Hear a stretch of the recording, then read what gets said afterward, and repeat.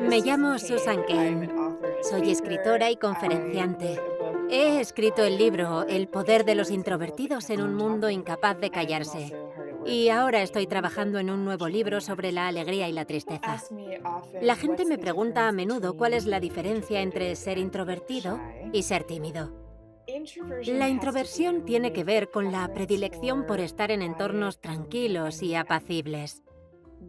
Puede que te encante estar con gente, pero quizá prefieras estar solo con una persona y quedar para tomar una copa de vino, en lugar de ir a fiestas multitudinarias y cosas por el estilo. La timidez está más relacionada con el miedo a que los demás nos juzguen. Si somos personas tímidas y miramos a alguien con una expresión neutra en su rostro, podríamos leer desaprobación en su mirada. No solo tenemos esa tendencia a ver desaprobación donde no la hay. Además, esa desaprobación es algo que nos tomamos muy a pecho. En la práctica, hay muchos introvertidos que son tímidos, pero también hay muchos que no lo son. Hay personas extrovertidas, gente a la que le gusta ir a grandes fiestas y grandes eventos, que también son tímidas. Por ejemplo, Barbra Streisand.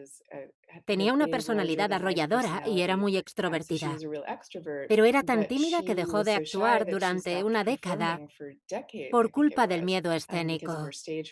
Y, por ejemplo, un personaje introvertido que no es tímido sería el presidente Obama. En comparación con la mayoría de presidentes, pasaba bastante tiempo a solas en la escena de Washington, pero creo que a él no le preocupaba lo que los demás pensaran de él, a diferencia de la mayoría de personas tímidas. En nuestra sociedad hay prejuicios hacia los rasgos de introversión. Hay muchos motivos para ello, pero es algo que se remonta al siglo XIX, cuando pasamos de lo que los historiadores llaman la cultura del carácter a una nueva cultura de la personalidad.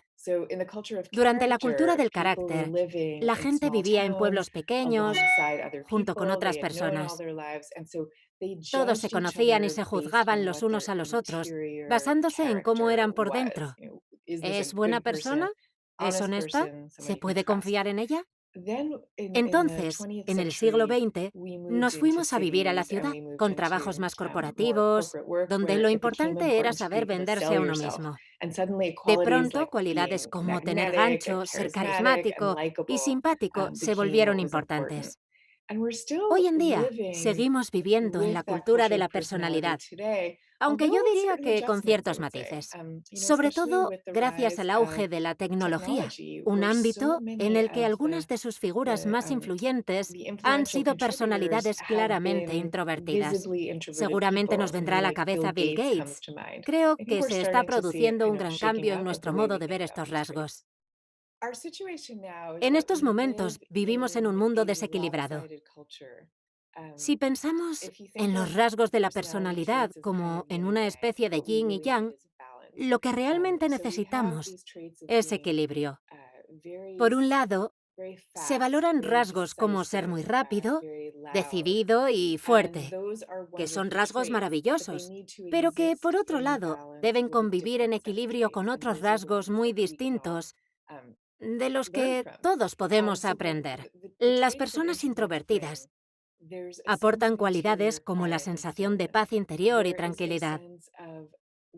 Cuando hay que tomar decisiones, hay que hacerlo con una buena dosis de reflexión. Es algo que sabemos gracias a estudios. Si analizamos cómo introvertidos y extrovertidos toman decisiones, veremos que los extrovertidos tienden a precipitarse. Son más de vivir el momento, mientras que los introvertidos son más de mirar antes de cruzar. Y necesitamos las dos maneras de ser. Otro aspecto en el que no se suele pensar es la creatividad. La soledad es un elemento crucial del proceso creativo. Si vives en una cultura que no te proporciona la soledad necesaria para ser creativo, seguro que no podrás serlo nunca, porque serás incapaz de generar ideas propias y originales. Somos seres tan socializados que cogemos ideas de los demás y ni siquiera nos damos cuenta de que lo hacemos.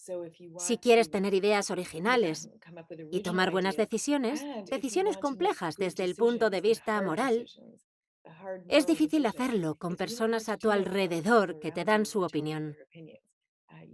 Tienes que poder aislarte, hasta cierto punto. Oímos hablar mucho de la creatividad como un proceso social, un intercambio de ideas constante con puntos de vista distintos y de lo estimulante que resulta. Es cierto, no quiero restarle valor, pero nos falta equilibrio. Una parte igual de importante del proceso creativo es la capacidad de estar solos. Por ejemplo, el diseñador Philip Stark dice que cada año, coronavirus aparte, pasa de mayo a septiembre a solas, ya que este periodo de soledad es muy importante para él. Y durante ese periodo de tiempo, ni siquiera abre una revista, porque necesita conservar intacta su propia visión del mundo. Ahora estoy inmersa en la escritura de un libro y siempre que... Claro, ahora estoy en casa y no salgo, pero cada vez que veo una buena película o leo un buen libro, eso me aporta chispas de creatividad. Es indudable que nos necesitamos los unos a los otros en el proceso creativo, pero también necesitamos tener nuestro propio espacio. En cuanto a la cuestión cómo ser introvertido y apañárselas en un mundo para extrovertidos, este es un tema que da mucho de sí. Lo primero que deberíamos pensar es, ¿cómo voy a crear una vida que se ajuste a mí lo mejor posible? Cuando vamos a una entrevista de trabajo o pensamos en una trayectoria profesional, pensamos en el salario, la titulación, o nos planteamos cosas como, ¿cómo es la empresa? ¿Cuáles son sus valores morales? Son cuestiones muy variadas y todas son importantes, pero no solemos pensar en si nuestra manera de ser va a encajar en ella. ¿Es un lugar en el que disfrutaré cada día, cada minuto y cada segundo que pase? ¿Estaré todo el día reunida? ¿Me gustan las reuniones? Cuestiones del tipo, ¿cómo será mi lugar de trabajo? ¿Será muy ruidoso? Este tipo de cosas. Creo que muchos de nosotros sentimos que no tenemos derecho a plantearnos todas estas cuestiones porque parecen menos importantes, pero no es así. Eso sería lo primero. Y lo segundo es que, una vez que somos conscientes de nuestras necesidades, podemos intentar hacer pequeños cambios en nuestra jornada laboral. Así podemos lidiar con una mayor o menor cantidad de estímulos en diferentes momentos del día. Deberíamos empezar a prestar atención a cuáles son nuestras necesidades.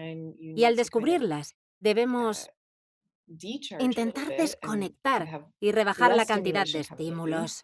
Podemos salir a dar un paseo o ponernos los auriculares. Hagamos lo que nos vaya mejor, pero sobre todo, quiero insistir en que no nos sintamos culpables por ello, porque ese es el principal obstáculo para muchos.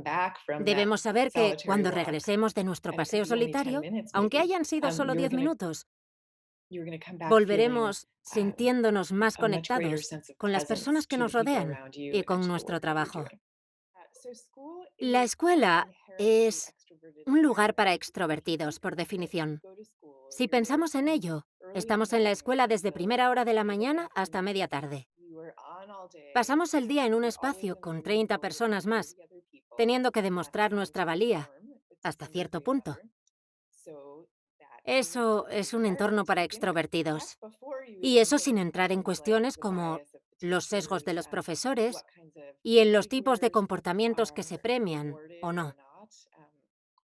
Tenemos muy claro que estamos en un entorno donde se premia al alumno que levanta la mano. Muchas de las tareas de clase se hacen en grupos y con dinámicas grupales. Es muy distinto a cuando yo estudiaba. Entonces, la mayoría del trabajo la hacía cada alumno por separado, de manera individual. He tenido la ocasión de comprobar que las escuelas y los profesores están muy abiertos a plantearse cuáles son estos sesgos y buscar maneras para solucionarlos. A veces se puede lograr mucho con cambios muy pequeños, como la manera en la que valoramos a los alumnos. En el boletín de notas o en las reuniones con los padres, podemos decir, por ejemplo, que Sophie debe aprender a hablar en público. En cambio, también podemos decir que Sophie prefiere pensar antes de hablar y que cuando comparte sus pensamientos con la clase, están muy razonados y a los demás les interesa lo que dice. La diferencia entre estas dos valoraciones es tremenda para la visión que Sophie tiene de ella misma y de su experiencia de aprendizaje. A menudo los padres sufren cuando tienen un hijo que es tímido o introvertido. Y el origen de este sufrimiento suele ser la idea de que eso hará que sus hijos tengan una vida más difícil y no saben cómo afrontarlo. ¿Hasta qué punto deberían presionar a sus hijos en vez de aceptarlos como son? Pero si lo acepto como es, quizá no le estoy preparando bien para la vida. Ya veis lo rápido que podemos caer en esta espiral de ansiedad. Esto es lo que los padres deben saber. Este tema da mucho de sí. He escrito un capítulo entero sobre ello, así que encontraréis mucha información al respecto, pero tenéis que pensar en vuestro hijo como en alguien que necesita una pista de despegue más larga antes de empezar a volar. Así es como muchas veces se sienten los niños tímidos y más reservados. Imaginaos el reto que supone para un niño aprender a nadar, por ejemplo. A los niños tímidos e introvertidos, por lo general, les cuesta más sentirse a gusto en el agua que a los extrovertidos. Como padres, la respuesta no debería ser, no tienes por qué nadar. Pero tampoco deberíamos decirles, tienes que nadar y meterte en el agua todos los martes por la mañana. En vez de eso, lo que debemos hacer es acompañar a nuestros hijos por esa pista de despegue más larga. Quizá podemos ir a la piscina cada día, unos minutos, a la hora que sabemos que la piscina está tranquila y que habrá menos gente viéndole. Y podemos decirle, el objetivo de hoy es meter un dedo en el agua. Y ya está.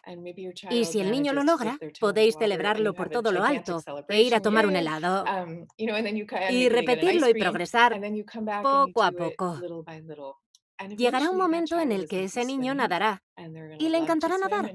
Y no se notará la diferencia con otros niños que empezaron a nadar desde el principio. Vuestro hijo necesita saber que comprendéis sus sentimientos, que lo apoyáis y que lo que le pasa no es tan grave.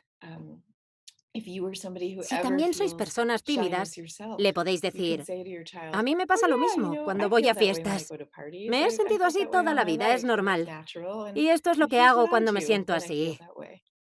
Cuando les contamos nuestras estrategias, el objetivo de la conversación no son las estrategias en sí mismas, aunque están muy bien, sino que sepan que hemos pasado por lo mismo y que lo que ellos sienten forma parte de la vida y es normal.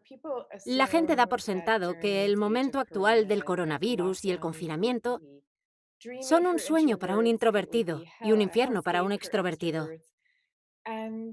Pero la realidad es más compleja. Creo que la pregunta que deberíamos hacernos es si llevábamos una vida social equilibrada antes del confinamiento. Si la respuesta es que sí, quizá nos resultará más difícil. Y si es que no, quizá no tanto. Dejad que me explique. Eso me hace pensar en un amigo mío, que es el reputado líder de una gran organización y es introvertido. Él me ha confesado que está encantado con el confinamiento, porque así no tiene que ir a la oficina, donde está rodeado de gente todos los días. Y ahora está contento de estar donde está.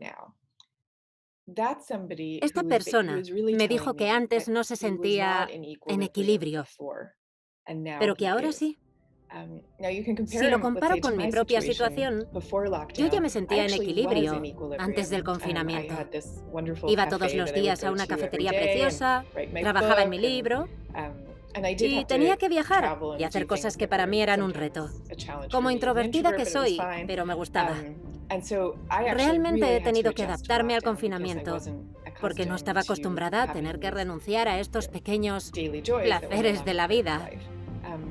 Tengo amigos extrovertidos que incluso ellos mismos, que son extrovertidos, se han dado cuenta de que llevaban una vida social demasiado ajetreada antes del confinamiento, porque se lo han tomado como un respiro de socializar y estar haciendo cosas las 24 horas del día.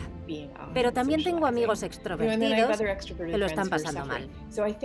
Creo que tiene mucho que ver con tu situación particular, con el dónde estás y tu situación de confinamiento. Si estás solo en un piso y no puedes hablar con nadie, o si estás con la familia. Hay muchos factores a tener en cuenta.